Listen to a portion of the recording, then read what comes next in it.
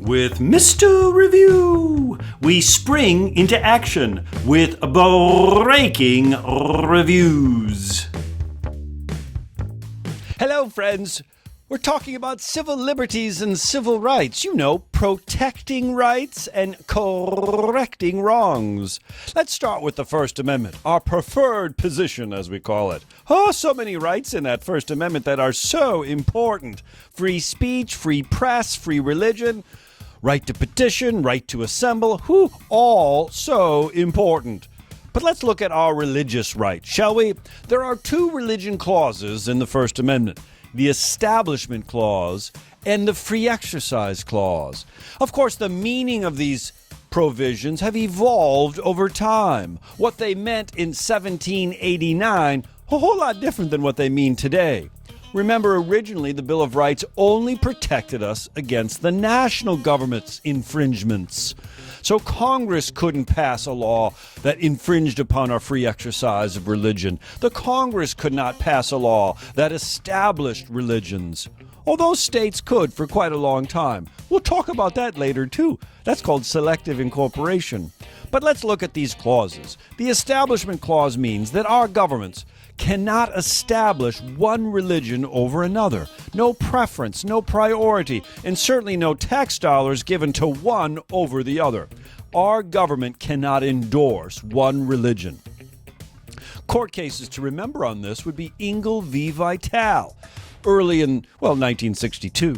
In Ingle v. Vitale, a certain public school was advocating for prayer in schools.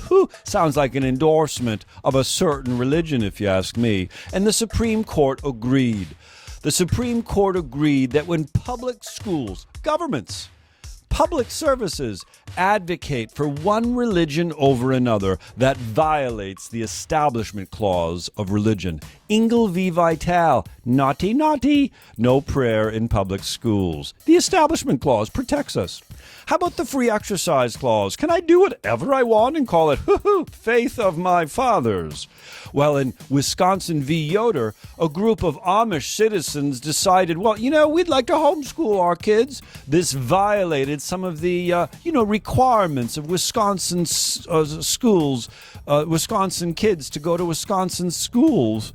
They went all the way to the Supreme Court, Wisconsin v. Yoder in 1972. And the Supreme Court argued that the Free Exercise Clause protects the Amish to educate their own children in Amish ways in their very own homes. That their practice did not violate the mandatory school laws in Wisconsin. Free exercise. But before you get a little bit too frisky on that, the Supreme Court has ruled other exercises as unconstitutional. It gets a little bit tricky on that.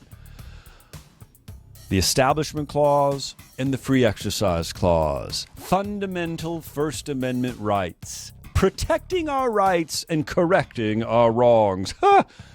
Springing into action with breaking reviews.